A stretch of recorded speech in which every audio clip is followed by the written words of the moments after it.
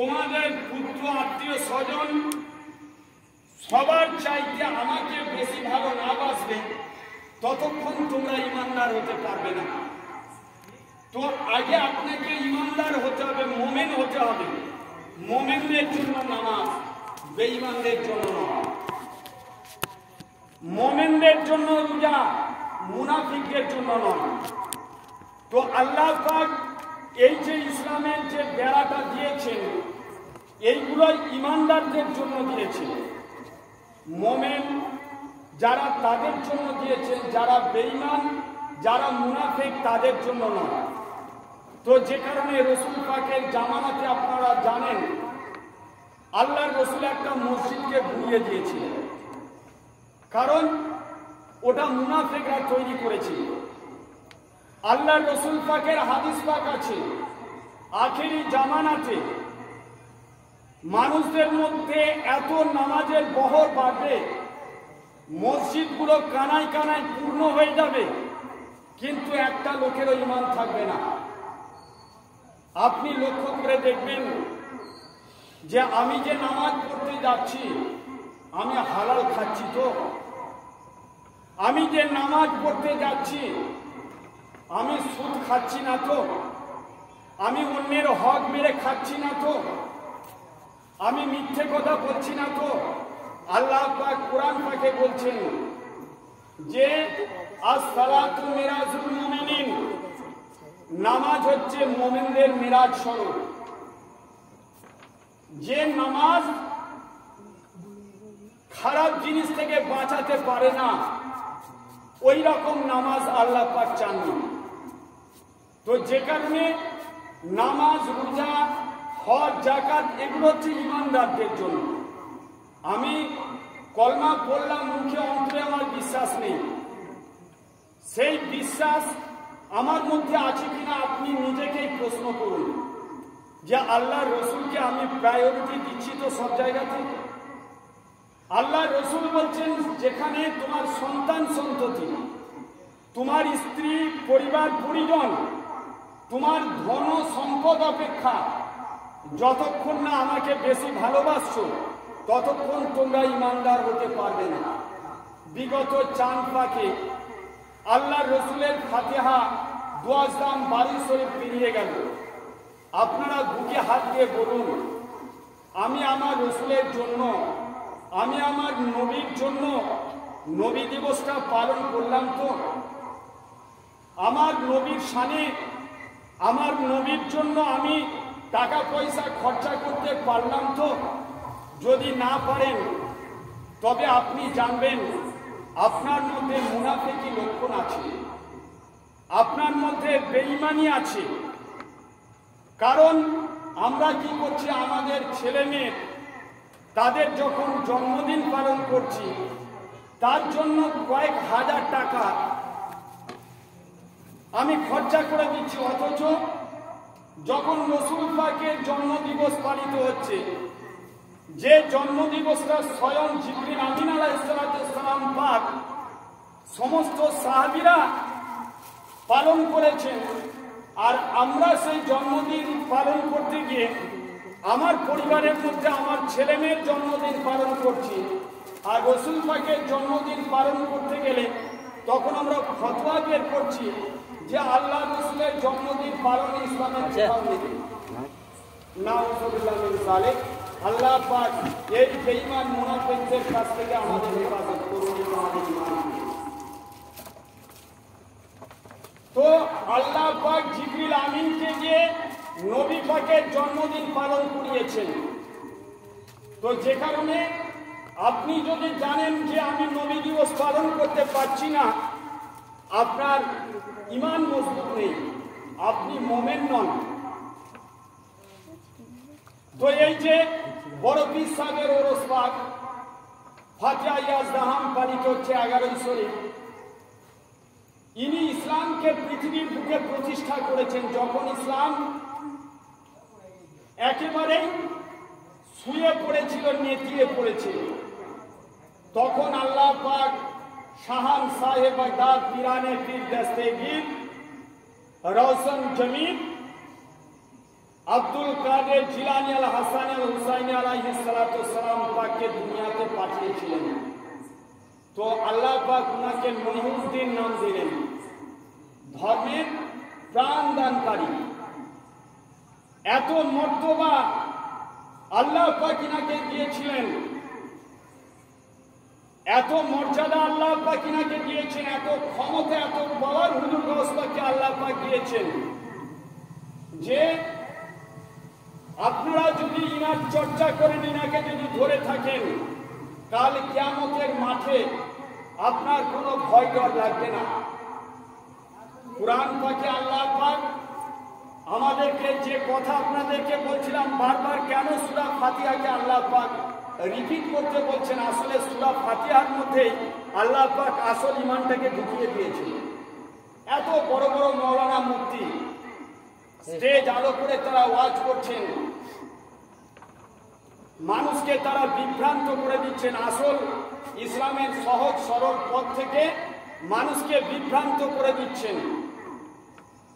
আপনার জ্ঞান আপনার কাছে, আপনি কোরআন পাক খুলুন, কোরআন পাক পড়ুন। সূরা ফাতিহার মধ্যে আল্লাহ পাক বলছেন বিসমিল্লাহির রহমানির রহিম, আলহামদুলিল্লাহি রাব্বিল আলামিন। সমস্ত প্রশংসা একমাত্র আল্লাহর জন্য। এ আল্লাহর কালাম, আল্লাহ পাকই শেখাচ্ছেন। আল্লাহ পাক নিজের পরিচয় দিচ্ছেন, আমি কেমন আল্লাহ, আর রহমানির রহিম, আমি পরম দাতা এবং দয়ালু।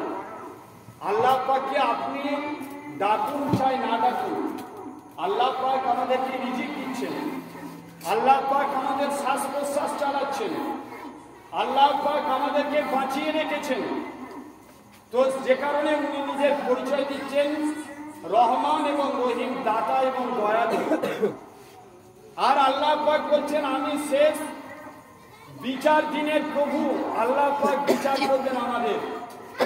আল্লাহ পাক সূরা ফাতিহার মধ্যে বলছেন, হে বান্দা, তোরা শুধু আমার কাছে সাহায্য চা এবং আমারই ইবাদত কর।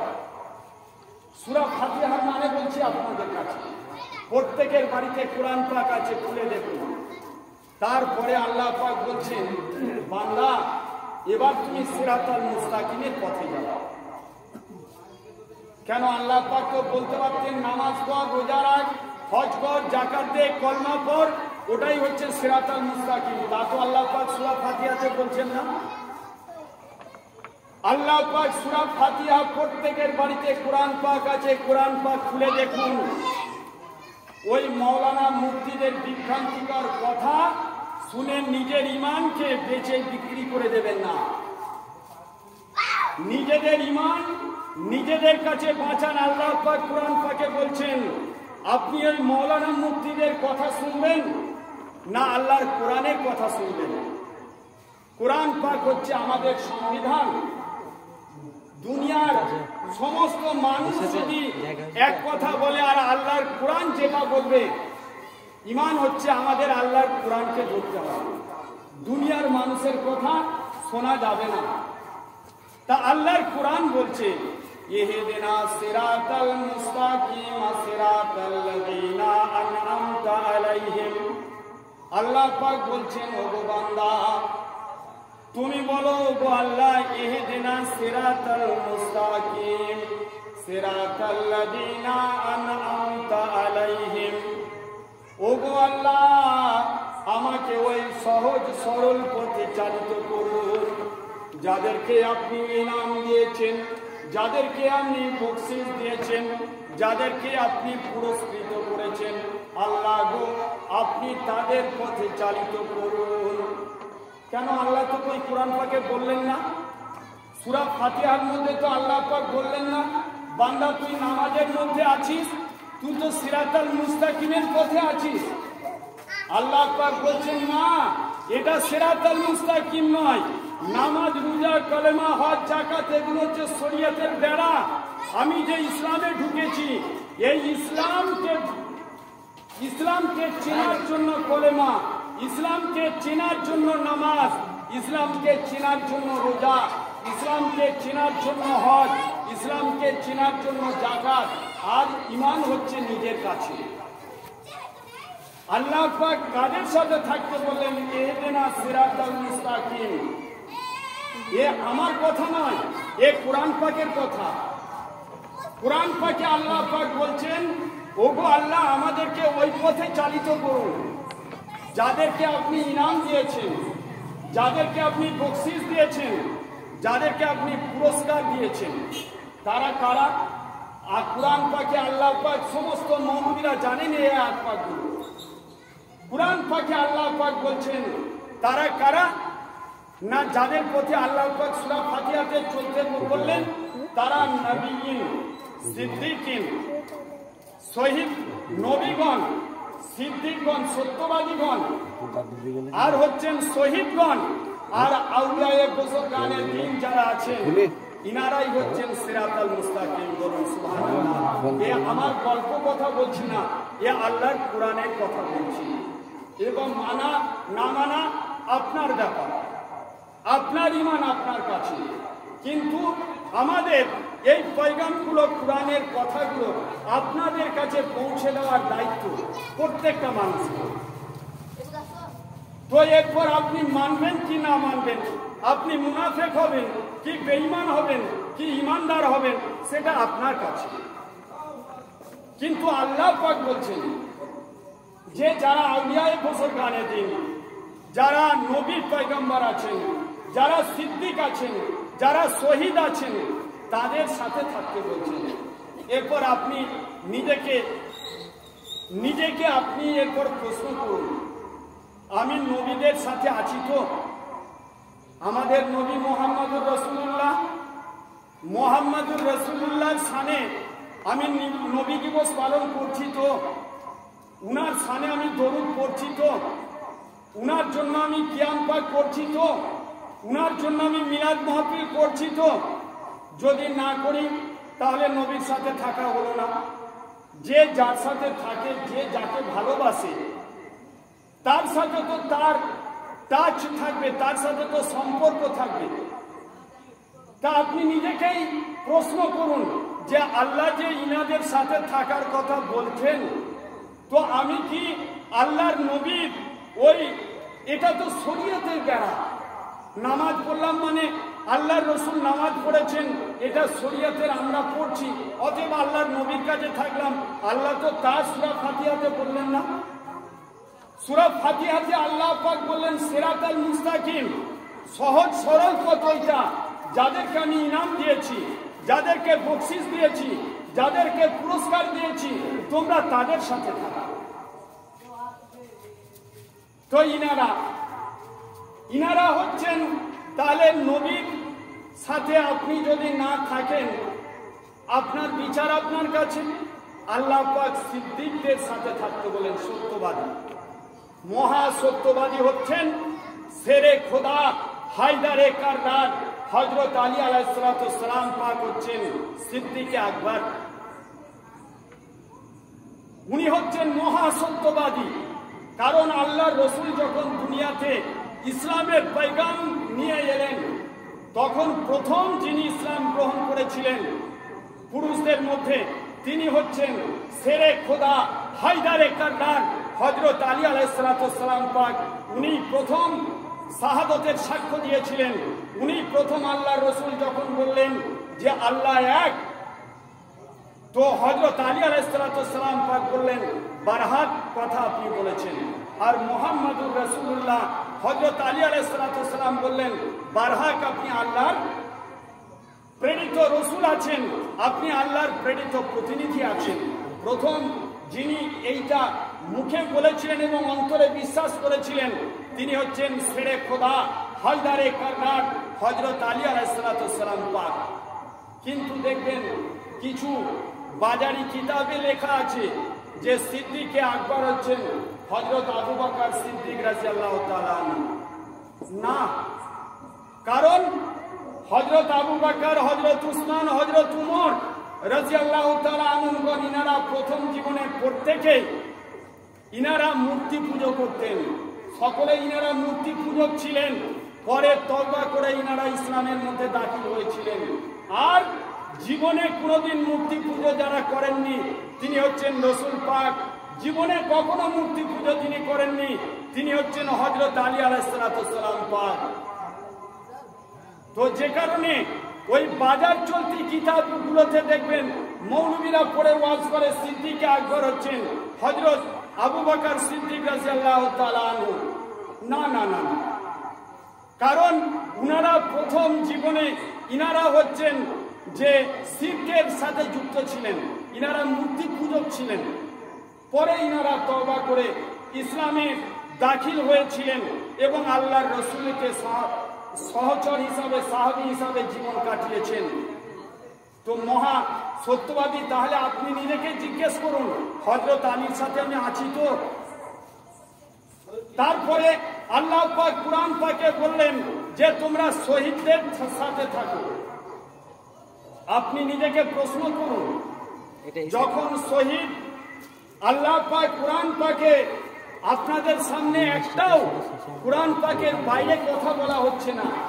কাছে যদি কুরআন পাক থাকে, কুরআন পাক খুলুন, সূরা আস-সাফফাত 107 নম্বর আয়াত পাক, বিসমিল্লাহির রহমানির রহিম, ওয়াফাদাইনাহু বিজিবহিন আযীম। আল্লাহ পাক কুরআন পাকে মহা ঘোষণা দিলেন যে এই কুরবানির পরিবর্তে যখন ইসমাঈল আলাইহিস সালাম পাককে কুরবানি করতে গিয়েছিলেন, ইব্রাহিম খলিলুল্লাহ আলাইহিস সালাম পাক যখন কুরবানি হয়নি, তখন আল্লাহ পাক ইব্রাহিম আলাইহিস সালাম পাককে বলেছিলেন, হে ইব্রাহিম, এই কুরবানির পরিবর্তে একটা আজিম কুরবানি আমি ভবিষ্যৎ প্রজন্মের জন্য তুলে রেখেছি। যখন ফাতিহা দোয়া করা হচ্ছিল,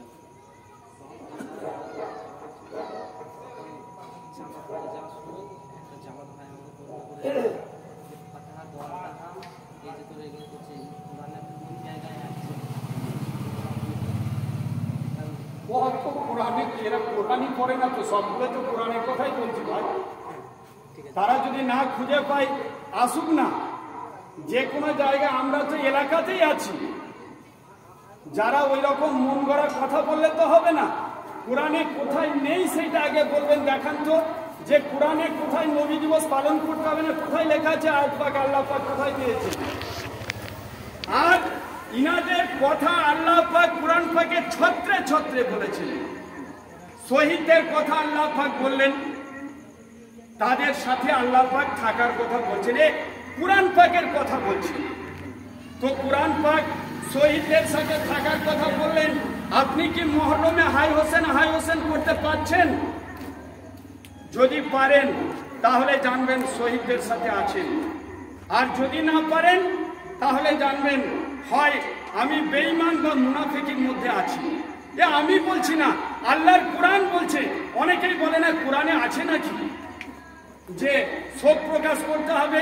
আরে সূরা ইউসুফ খুলে দেখুন, ইয়াকুব আলাইহিস সালাম পাক উনার ছেলের জন্য এমন মাতম করেছিলেন, এমন শোক করেছিলেন, এমন মুর্শিয়া পড়েছিলেন, এমন নওহা পড়েছিলেন, চোখ অন্ধ হয়ে গিয়েছিল।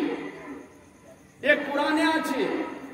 তো আল্লাহ পাক তো কোরআন তো শিক্ষার জন্য দিয়েছেন, আল্লাহর রাসূল কেঁদেছেন, তো সবই কোরআন পাকে আছে। এবার কেউ যদি বলে যে কোরআন পাকে দেখিয়ে দিন আমাকে, তাদেরকে পাল্টা বলবেন কোরআন পাকে কোথায় লেখা আছে আগে দেখান, যে এইগুলো করতে নেই, এই আয়াত পাক কোরআন পাকে কোথায় আছে। তারপর তো কোরআন পাকে কোথায় আছে আমরা বলে দিচ্ছি, বলছি তো আমরা। তো আবার অনেকেই তাহলে আল্লাহ পাক বললেন নবী পয়গম্বরদের থাকার সাথে কথা বললেন। আল্লাহ পাক বললেন যে তোমরা কাদের সাথে থাকো, সিদ্দিকদের সাথে। আল্লাহ পাক বললেন তোমরা শহীদদের সাথে থাকো। আল্লাহ পাক বললেন তোমরা আউলিয়ায়ে বুজুর্গানে দ্বীনের সাথে থাকো। আবার অনেকেই দেখবেন অ্যালার্জি আছে, আমরাও শুনি, আমাদেরকে অনেকেই বলে